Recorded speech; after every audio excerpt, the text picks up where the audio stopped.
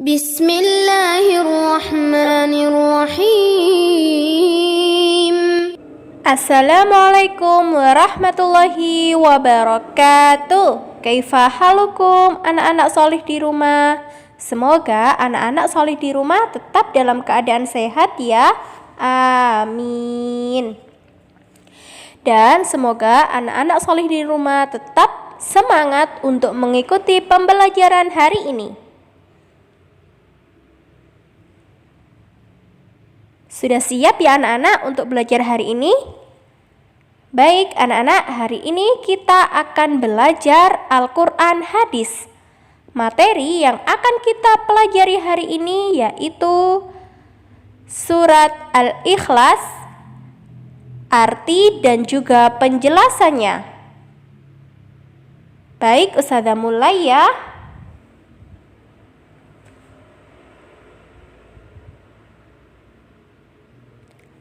Surat Al-Ikhlas. Surat Al-Ikhlas artinya memurnikan keesaan Allah. Kemudian surat Al-Ikhlas termasuk surat Makkiyah. Masih ingat ya anak-anak, surat Makkiyah karena diturunkan di kota Mekah.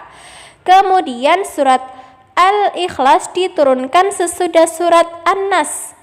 Dan surat Al-Ikhlas terdiri dari 4 ayat, terdapat di juz 30 dan urutan suratnya dalam Al-Quran yaitu ke-112. Sudah paham ya?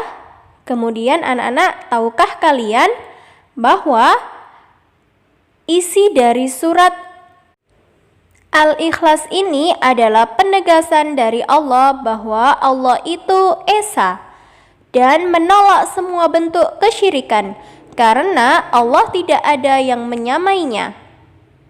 Masih ingat ya anak-anak, arti Esa kemarin adalah tunggal. Kemudian sekarang kita membaca surat Al-Ikhlas ya. Surat Al-Ikhlas. Baik, kita baca bersama-sama. Ta'awudz dan basmalah dulu ya. A'udzu billahi minasy syaithanir rajim. Bismillahirrahmanirrahim. Qul huwallahu ahad. Allahus samad. Lam yalid wa lam yulad. Walam yakul lahu kufuwan ahad. Nah, itu ya anak-anak surat Al-Ikhlas. Tentunya kalian di rumah semuanya sudah hafal ya surat Al-Ikhlas. Kemudian sekarang kita mulai mempelajari arti dari surat Al-Ikhlas ya. Sudah siap ya anak-anak? Mari kita mulai dari ayat yang pertama. Ayat pertama dari surat Al-Ikhlas yaitu Qul huwallahu ahad. Nah, artinya yaitu katakanlah dialah Allah yang Maha Esa. Anak-anak masih ingat ya, Esa itu artinya tunggal. Kemudian ayat kedua Allahus samad, yang artinya Allah adalah ilah yang bergantung kepadanya segala urusan. Kemudian ayat yang ketiga yaitu lam yalid wa lam yulad. Dia tidak beranak dan tidak pula diperanakan. Jadi Allah itu tidak mempunyai anak ya, dan Allah juga tidak mempunyai ayah dan ibu. Ayat keempat yaitu walam yakul lahu kufuwan ahad. Dan tidak ada seorang pun yang setara dengan dia. Jadi anak-anak, tidak ada yang dapat menyamai Allah ya.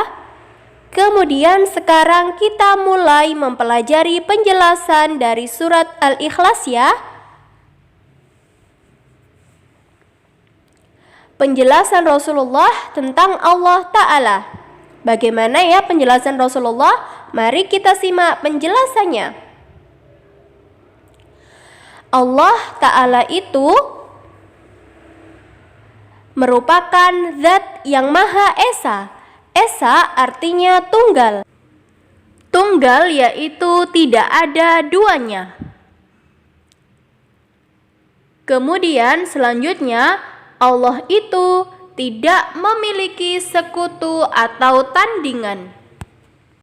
Jadi anak-anak, sehebat apapun manusia di mata manusia lain, itu tidak akan setara dengan Allah ya, karena Allah tidak memiliki tandingan. Kemudian Allah itu merupakan zat untuk bergantung segala sesuatu. Dan hanya Allah lah yang dituju oleh segenap makhluk. Jadi ketika ada apa-apa anak-anak, kita harus meminta pertolongan kepada Allah. Begitu ya. Kemudian Allah jugalah yang memenuhi kebutuhan mereka dan mengabulkan semua permintaan mereka.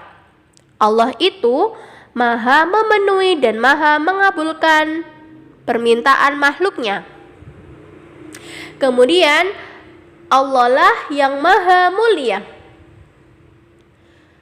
Kemudian Allah tidak makan dan tidak minum. Jadi Allah itu berbeda ya anak-anak dengan kita. Allah tidak makan dan tidak minum. Dan Allah lah yang tetap hidup setelah semua makhluk mati. Faham ya anak-anak sampai sini?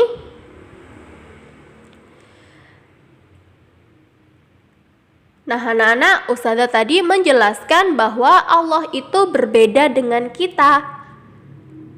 Mengapa ya? Karena Allah itu juga selain tidak makan dan tidak minum, Allah itu tidak memiliki ayah, ibu, istri, anak, saudara, dan juga paman. Berbeda ya seperti kita, kalau kita memiliki ayah, ibu, saudara, dan lain sebagainya. Sehingga tidak ada satupun yang sama dengan Allah. Juga tidak ada yang menyerupai dan menyamai Allah. Dan Allah lah yang maha segala-galanya. Sudah paham ya anak-anak?